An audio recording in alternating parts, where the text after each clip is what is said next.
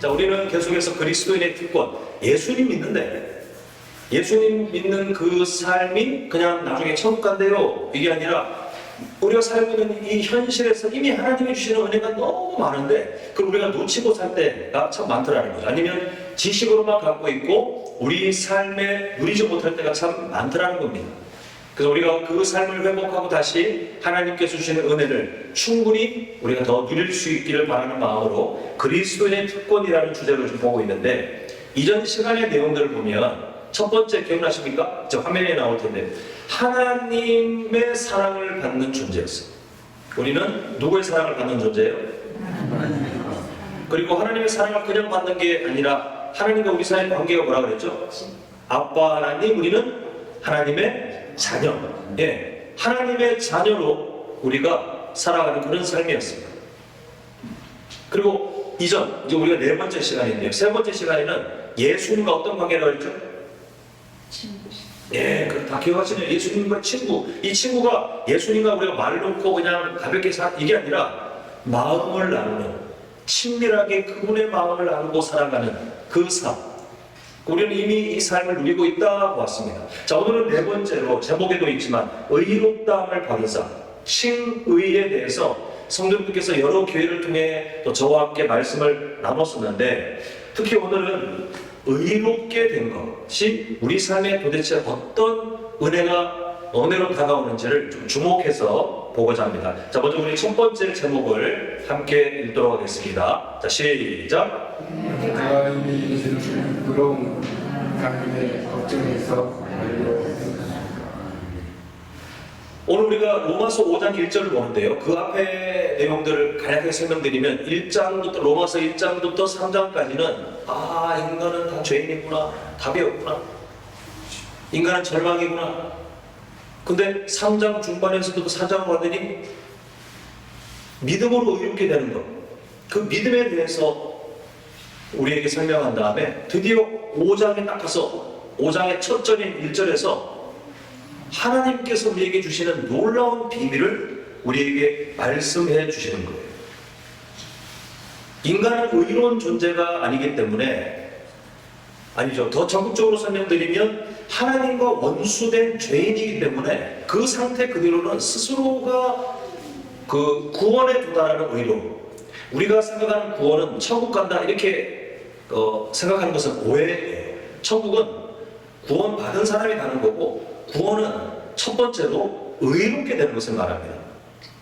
근데 그 의롭게 되는, 구원에 도달할 만한 의로운 삶을 원래부터 하나님과 원수된, 스스로 하나님을 존중하고 하나님을 사랑하고 그런 힘이 아예 없는 그런 하나님과 원수된 죄인의 상태로는 의로움을 만들 수가 없어요. 그건 다 절망이죠. 다 영원한 벌에 던져지는 거예요. 근데 하나님께서 우리를 얼마나 사랑하시는지, 예수님의 십자가 사랑을 통해 우리가 완성할 수 없는 의로움을 대신 예수님께서 순종함을 통해서 의로움을 완성하신 다음에 그거를 하나님께서 구원하기로 작정한 우리 성도님들처럼 하나님께서 구원하기로 작정한 사람들에게 그 의로움이라는 옷을 입혀주셨어요. 그리고는 뭐라고 그러신다면 죄인이 아니라 이제는 의인이야. 이게 하나님께서 말씀하신 칭의입니다. 근데 그마저도 이 구원에 도달하는 의로움, 이 의로움을 우리에게 덧입혀 주시는데, 그 덧입혀 주시는데 구원이라는 글자로 바꾸면요, 이 구원에 대한 유일한 조건을 인간의 노력에 두지 않으셨어요. 그마저도 하나님이 선물로 주시는 믿음, 그 믿음으로 의로움의 그 옷을 입을 수 있도록 하나님께서 구원의 조건을 딱 마련해 주셨는데, 그 놀라운 신비를 정말 찬란하게 딱 선언하듯이 우리에게 알려주는 말씀이 바로 지금 화면에 보시는 오늘 본문 상반절입니다. 자, 우리 한번 우리의 신앙 고백으로 함께 당당한 목소리로 함께 읽겠습니다. 시작. 믿음으로 의롭다 하심을 받았으니. 예, 이게 성경이 우리에게 말씀해 주는 거예요. 우리가 의롭다 하심을 받았으니까 그냥 좋은 건가? 이게 아니라 그게 구원이라고 말씀드렸죠. 의롭다함을 받는 게 구원이에요. 구원은 죄인이 의롭다고 칭함을 받는 게 구원인데, 이 삶이 어떤 건지에 대해서 오늘 보았던 우리 우리 첫 번째 영적 교훈을 한번 그 세 등분으로 나눠서 함께 보겠는데, 보시면 다시 한번 보시면 첫 번째가 뭐냐면 내가 이미 누리는 의로움은 이렇게 읽었어요. 자, 내가 나중에 누리는 입니까? 내가 이미 누리는 의로움입니까? 성도님께서 칭의, 의롭다 함이라는 그 성경의 말씀이 나오면 무조건 맞아, 이거 이미 내가 누리고 있지? 이걸 아셔야 돼요. 이걸 모르는 사람과 아는 사람 삶이 너무 다르거든요. 내가 이미 의인이라니, 내가 하나님 앞에서 의롭게 되었다니, 이미 그렇게 되었다니, 이거를 확신하고 사는 사람과 그렇지 않은 사람의 삶의 태도는 완전히 달라요. 이미 그렇게 되었다는 사실을 꼭 잊지 마셔야 되고요. 그 다음 두 번째가 뭐였냐면 내가 이미 누리는 의로움을 그 다음에 어디에서요? 이게 왜 설명을 드려야 되냐면 이 법적, 그 칭의라는 말이 법정에서 사용되는 용어입니다. 근데 이걸 알아야 이제 이따 설명드릴 세 번째가 이해가 되는데, 하나님의 법정에서 하나님이 재판장이 돼서 지금 재판을 하시는 그 장면에 일어나는 일이 의로움을 우리에게 주시는 거거든요. 자, 그러면 그게 어떤 의미냐? 마지막 세 번째 보면 뭐라고 되죠? 완료되었다. 자, 일반적인 그 정상적인 사법 체계를 가진 국가는요, 어떤 사건이 있으면 1심, 2심, 그리고 제일 마지막에 최종심, 그 재판을 하고 싶은 데 그냥 계속 하는 게 아니라 그게 마무리가 돼야 되니까 서로 다툴 수 있는 여지가 있을 때 1심, 2심, 그리고 마지막 최종심에서 판결이 나서 당신은 무죄입니다 하고 판결이 나면 그 후로는 무슨 일이 있어도 이걸 건드릴 수가 없어요. 근데 하나님 나라에서 일어나는 특히 구원과 관련된 재판은요, 1심, 2심이 없고 무조건 최종심 한 번밖에 없어요. 하나님께서 재판장이 되셔서 예수님의 십자가 사랑을 딱 우리에게 적용시켜 주실 때 그냥 뭐 대충 좋은 분위기에서가 아니라 상상하셔야 됩니다. 재판장이에요. 재판장. 하나님이 판사가 되셔가지고 뭐라고 말씀하시냐면 내 아들 예수가 십자가에서 완성한 의로움을 내가 구원하기로 작정한 권역교에게 입혀주노니 너는 지금부터 죄인이 아니라 의인이니라. 땅 판결하면, 아까 제가 말씀드렸죠, 정상적인 사법체계에서 최종심 판결하면 누가 건드릴 수 있어요, 없어요? 없다고 했죠. 이게 인간 사회에서도 건드릴 수가 없는데 하나님 나라에서 하나님이 주도하는 재판에서 하나님이 최종심으로 그냥 선고하면 누가 건드릴 수 있겠습니까? 아무도 못 건드려요. 그래서 완료되었다는 말, 완료되었다. 그 의로움은 항상 법적인 의미가 있어요. 내가 원래 죄인으로 판결받아야 되는데 예수님 때문에 내가 의인이 되어버렸어. 야, 이게 무슨 은혜야? 이게 얼마나 놀라운 기적이야? 이게 우리가 바라봐야 될 그런 태도이거든요. 그렇기 때문에 성도님들은 지금 이 1번, 2번, 3번 이어서 한번 쭉 같이 한번 읽어볼까요? 우리 첫 번째 제목이긴 하지만, 자, 시작. 내가 이미 누리는 의로움은 하나님의 법정에서 뭐가 되었어요? 완료되었습니다. 최종심 선고가 났기 때문에 이제는 뭐 아무도 건드릴 수가 없는 완전한 은혜를 우리가 약속받았어요. 하나님도 바꾸실 마음이 없거든요. 그럼 매일마다 성도님께서 하루를 시작할 때 가지셔야 될 마음이 뭐냐면 불안한 마음이 아니에요. 하나님께 뭔가 빼앗길까봐 눈치 보면서 오늘 기도해야 되나, 뭐 빼앗길까봐 성경 한 장 읽어야 되나, 뭐 빼앗길까봐 회개를 해야 되나, 이게 아니라 내가 이미 누리는 이 의로움이 하나님 법정에서 완료되었기 때문에 그게 너무 감사해서 오늘 더 잘 살고 싶어요. 감사해서 기도하고 싶고, 감사해서 그 하나님의 사랑을 더 보고 싶어서 말씀 읽고, 그 감사한 마음에 내가 더 충성하기 위해서 하나님 앞에서 내 삶을 거룩하게 살아가기 위해서 몸부림치는 거, 그게 의로움을 받은 사람들의 하루의 시작입니다. 우리 모두가 이 마음의 출발점, 감사함으로 살아갈 수밖에 없는 이 칭의의 은혜에 대해서 꼭 기억하셨으면 좋겠고요. 자, 다음 두 번째 제목을 함께 읽도록 하겠습니다. 시작.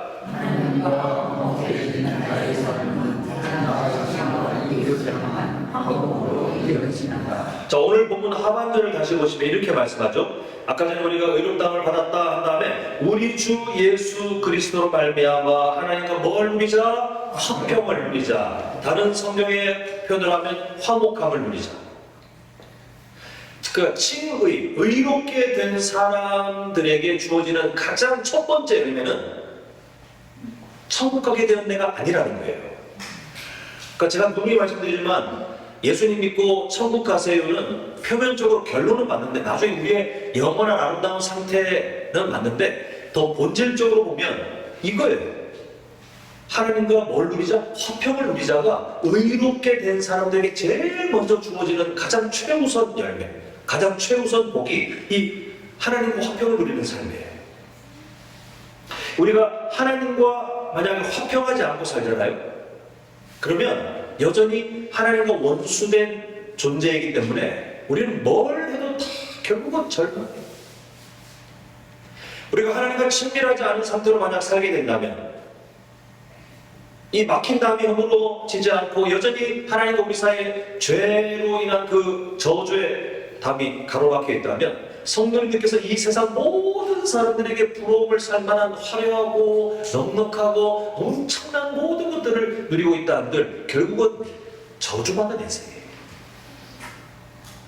그래서 참 감사하게도 하나님이 그걸 아예 한 번에 없애버리셨어요. 한 번에. 저주받은 삶이 아니라 이제는 하나님과 친밀한 관계를 누리는 복된 삶으로, 그건 우리의 능력이 아니라 예수 그리스도의 보혈의 능력을 통해서 하나님과 화목한 삶, 친밀한 삶을 살아갈 수 있도록 하나님이 그냥 아예 강권적으로 우리에게 그 놀라운 삶을 부어버리셨어요. 근데 그렇게 하신 이유가 뭐냐면, 자, 너 내가 주는 복을 누리고 너만 잘 살아나가 아니라 하나님께서는 좀 더 큰 마음을 갖고 계셨는데요. 우리가 하나님과 화목함이 누려지면 그 다음에 두 종류의 화목함으로 반드시 이어지게 되어 있습니다. 첫 번째가 뭐냐면 바로 자기 자신과의 화목함이에요. 물론 인간은 본능적으로 자기 자신을 누구보다 사랑합니다. 이건 타고나기를 인간의 본성이에요. 근데 그러면 뭐 자기 자신하고 원래 친한 거 아닌가요? 그게 아니라 우리가 하나님과 원수된 존재로 사는 사람들이 자기 자신과 화목하잖아요. 그러면 항상 어떻게 되냐면 그 자아상이 건강하지 않고 왜곡되어 있기 때문에 다른 사람과 비교하여 내가 좀 뭔가 우월한 것 같으면 그게 취해서 그걸 자랑하며 사는 교만. 우리가 주일 오전 예배 때 아이들과 나누는 말씀들도 나왔지만 그 교만한 삶에 빠지거나 반대로 다른 사람과 비교해서 내가 잘난 게 없으면 나는 왜 이럴까? 왜 이런 가정에 태어났어? 왜 나는 아무런 재주가 없었어? 나는 뭐 할 때마다 안 되고 항상 뭔가 비교해서 안 되는 그 뭔가를 가지고 열등감에 빠지며 자기를 미워하는, 사랑해야 되는데 그 사랑하는 조건이 충족 안 되니까 오히려 미워하는 그런 삶으로 갈 수밖에 없어요. 근데 하나님과 화목된 삶, 하나님으로부터 하나님과의 그 친밀한 관계에서부터 건강한 자아상, 우리가 아까 전에 함께 보았지만 하나님께 내가 사랑받는 존재구나, 내가 하나님의 자녀구나, 와 내가 예수님과 친구가 돼서 마음을 나누는 존재구나. 어떻게 자기를 미워할 수 있어요? 어떻게 교만할 수 있어요? 이 모든 게 다 하나님의 은혜인데요. 우리가 하나님과 화목된 삶을 누려야 그 다음에 비로소 우리는 내 스스로를 건강하게 사랑하는 삶으로 나아갈 수 있어요. 성도님들께서 지금 과연 자신을 어떠한 눈으로 보고 계시는지 한번 잘 생각해 보셔야 돼요. 왜 생각해 보셔야 되냐면요, 우리가 하나님과의 그 화목함이 잘 이루어져서 잘 누려져서 그 다음 단계로 내가 하나님 앞에서 내가 이런 존재군요, 하나님 정말 감사합니다, 나는 그런 복된 존재구나, 내 기분 좋으라고, 그게 아니라 성경에서 말씀하는 나에 대한 자아상, 하나님으로부터 인정된, 하나님이 설명해 주시는 나의 자아상을 내가 알아야 그때 그 다음 단계 화목함, 다른 사람과의 화목이 그때 이루어져요.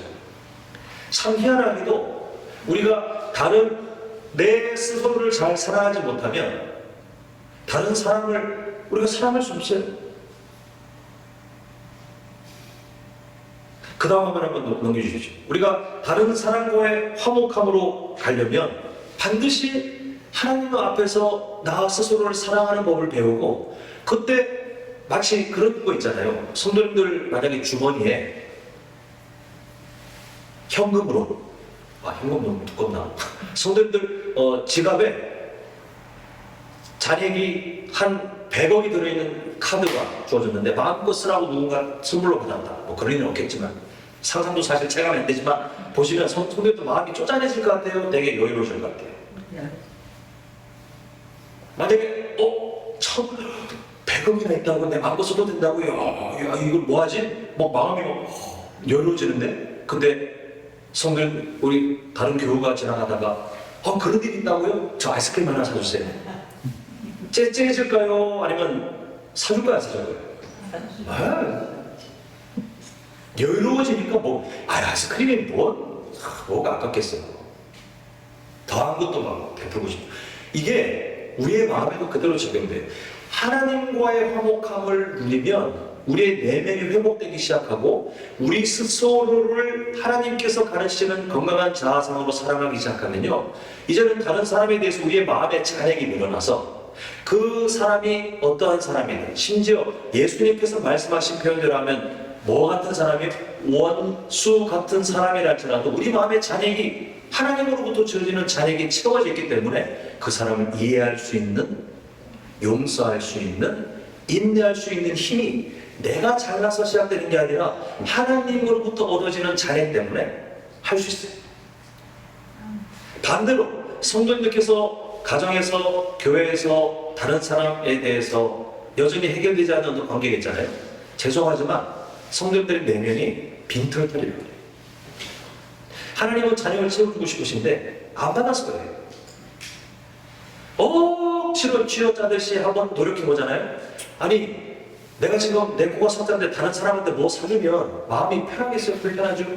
그래서 우리가 하나님과의 화목을 누리지 못한 채로 다른 사람한테 억지로, 물론 안 하는 사람보다 낫겠지만 억지로 그렇게 쥐어짜듯이 누군가를 용서해주고 누군가를 섬기려고 하잖아요. 그럼 나중에 더 큰 피로감과 더 큰 상처로 나한테 돌아와요.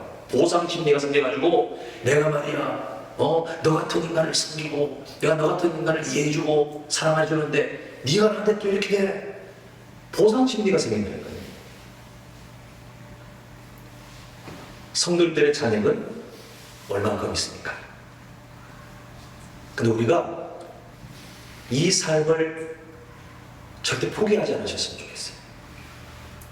하나님으로부터 우리가 화목함을 누리고, 그래서 건강한 자아상을 회복해가는 거 말이 쉽지 정말 많은 시간이에요. 제가 제 자신에 대한 열등감이 엄청 많았다 말씀드렸잖아요. 예전에 한번 연변을 여러 번 했는데, 아니 40대 중반 가까이 돼야 겨우 그 문제 하나가 겨우 해결됐어요. 건강한 자아상을 갖지 못했던 제가 40대 중반이 지나면서 다 해결됐다가 아니라 그 열등감, 다른 사람과 비교하면서 왜 나는 이게 안 될까 라고 했던 제 성품적인 열등감에 대해서 갖고 있던 그 좁은 마음이 그때 해결되더라고요. 너무 오랜 시간 걸렸잖아요. 뭐 성도님들은 저보다 빠르시겠지만 쉽지 않아요. 우리가 건강한 자아상을 갖고 산다는 것은 정말 힘든 일입니다. 더 나아가 이기적 본성을 뛰어넘어 다른 사람을 사랑한다? 이해한다? 기다려준다? 정말 쉽지 않은 일이에요. 근데 포기하지 않으셨으면 좋겠습니다. 왜냐하면 이런 우리의 삶, 하나님과의 화목함을 통해서 내 자신과의 화목함, 다른 사람과의 화목함을 우리가 피할 수는 없는데, 이 출발이 성도님들의 성품이 아니에요. 자, 에베소서 2장 14절. 에베소서 2장 14절 우리 한번 한 목소리로 함께 읽겠습니다. 시작. 그는 우리의 화평이신지라 둘로 하나를 만드사 원수된 것 곧 중간에 막힌 담을 자기의 육체로 모시고. 이미 설명드린 칭의의 첫 번째 열매인데 처음에 표현을 잘 보십시오. 그는 예수님이죠.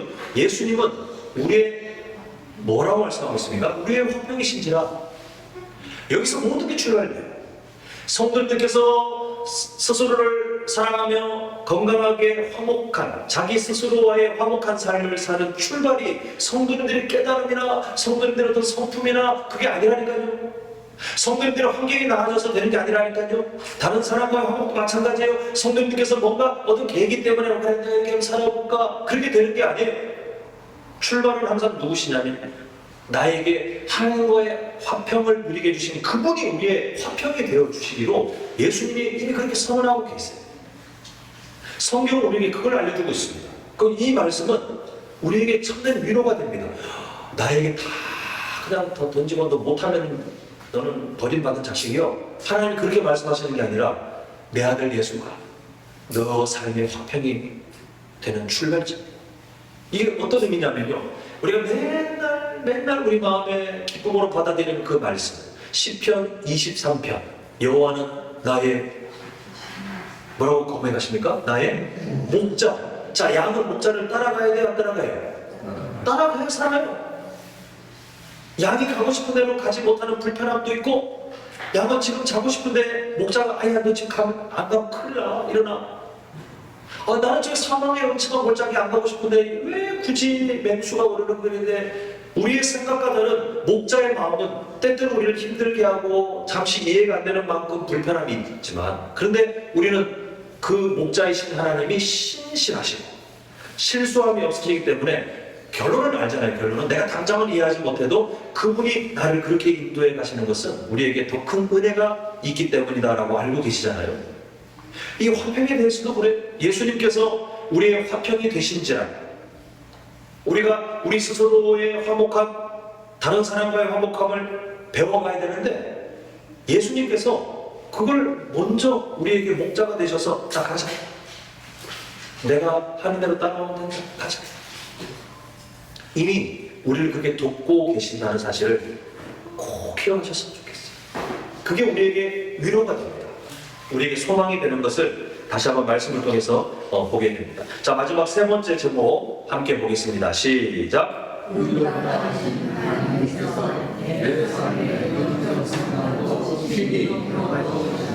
자, 성도님들께 유치하지만 근데 한 번은 짚고 넘어가고 싶은 간단한 퀴즈를 한번 내보겠습니다. 제가 어떤 단어를 말하면 그 단어와 자동으로 딱 생각나는 짝이 되는 단어가 있을 거예요. 물론 어떤 사람은 약간 다르게 생각할 수 있지만 대다수는 아마 그렇게 생각하실 걸로 제가 믿고 준비했는데 예를 들면 아빠 하면 엄마, 햇님 하면 달님. 어렵지 않죠? 자, 한번 여쭤볼게요. 한번 해보세요. 흥부, 견우, 치아. 이야, 잘하십니다. 자, 마지막 단어에 칭의. 화평. 예수님. 자, 답을 보여주세요, 본사님. 칭의 하면 다 짝이 뭐냐면 뭐예요? 성화. 예, 성화. 저번에 한번 설명드렸어요. 칭의의 짝은 성화.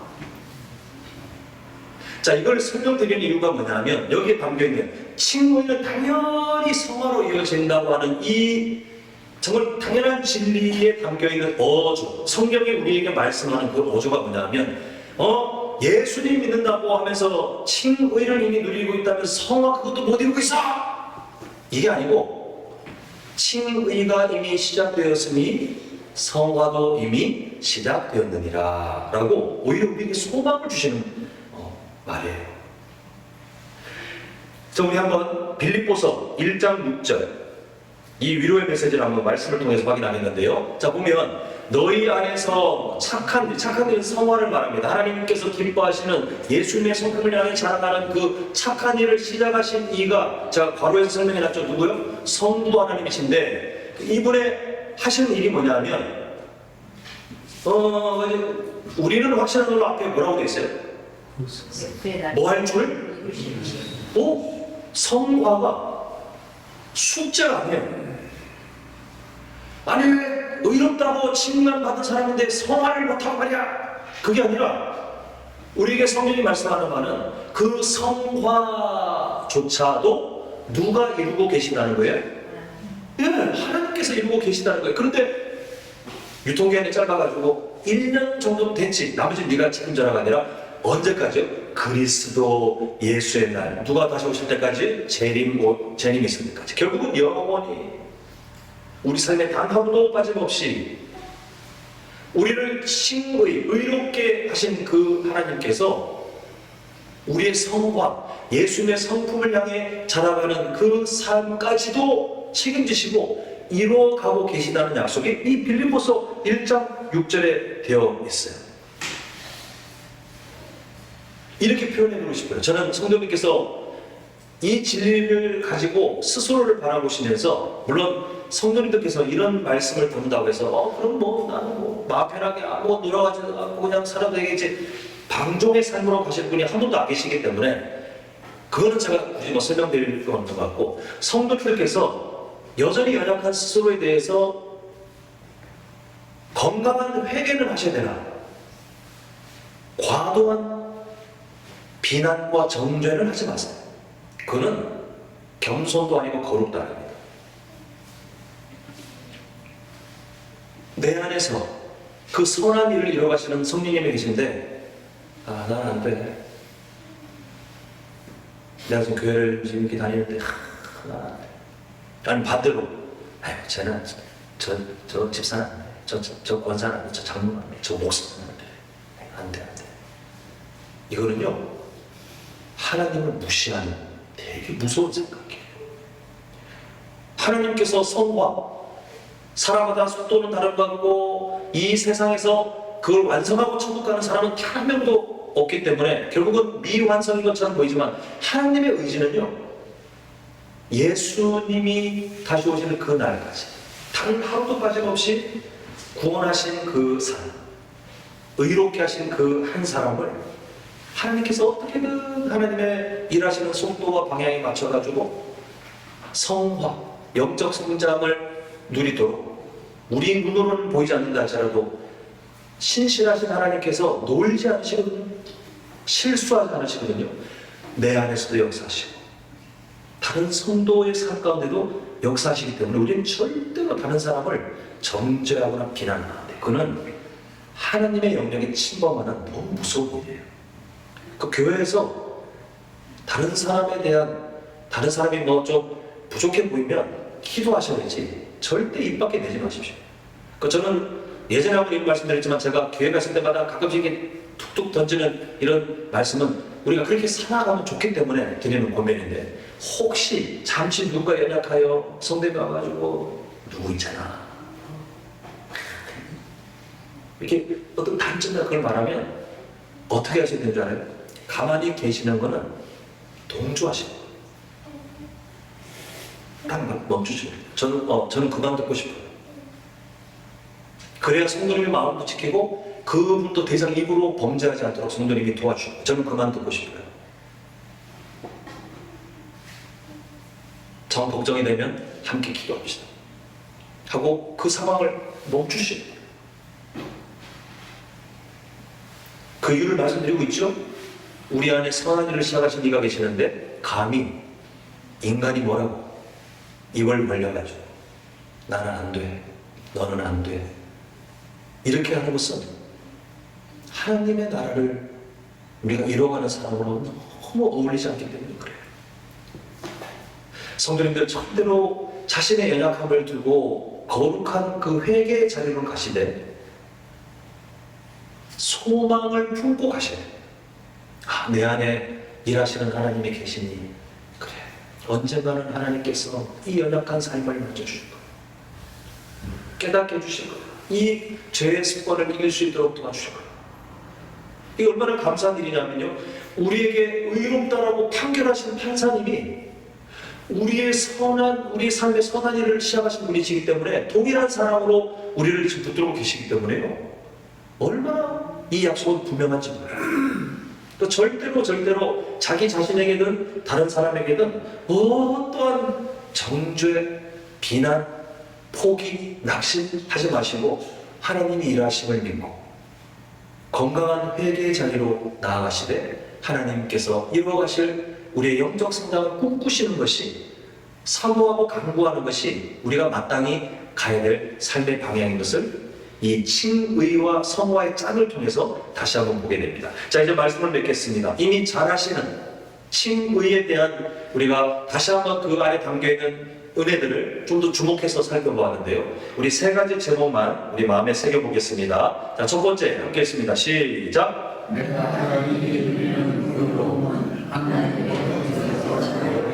예, 완료되었습니다. 완료. 성도님들의 의로움을 건드릴 그 누군가 없으니 자꾸 자신의 정체성을 죄인이라고 생각하지 마십시오. 자, 다음 두 번째 읽겠습니다. 시작. 하나님과 화목해진 나의 삶은 나 자신과 이웃을 향한 화목으로 이어집니다. 이건 숙제가 아니라 하나님께서 우리를 만들어 가시는 일인데, 그러면 손 놓고 있느냐? 아니, 그게 아니고요. 우리는 동의하고 하나님, 제 스스로를 건강한 자아상으로 살아가게 해주시고 다른 사람과의 관계도 화목하게 저의 삶을 이끌어 주십시오. 나의 화평이 되신 예수님, 저를 도와주십시오. 그렇게 살아가시면 됩니다. 자, 마지막 세 번째. 자, 시작. 의롭다 하신 하나님께서 내 삶의 영적 성장도 친히 이뤄 가십니다. 그러므로 내 자신과 다른 사람에 대해서 뭐 하지 말라 그랬죠? 정죄, 비난, 포기, 낙심하지 마시고 하나님께서 하실 것을 바라보며 오히려 기도하시면 돼요. 우리 성도님들 모두 이미 누리고 있는 이 의로워진 삶, 그리고 그 삶이 우리에게 어떠한 파생되는 또 유익으로 이어지는지 좀 살펴봤는데, 저는 성도님들께서 오늘 칭의, 이 의롭게 된 삶을 기억하면 항상 결론은 감사가 되셨으면 좋겠어요. 그래서 우리 이번 한 해 우리의 꿈, 우리의 비전, 감사가 삶이 되는 교회는 여기서 출발합니다. 아, 내가 의롭게 되었다. 내일 아침에 눈을 뜨셔서 제일 먼저 생각해야 될 게, 내가 의인이 되었다.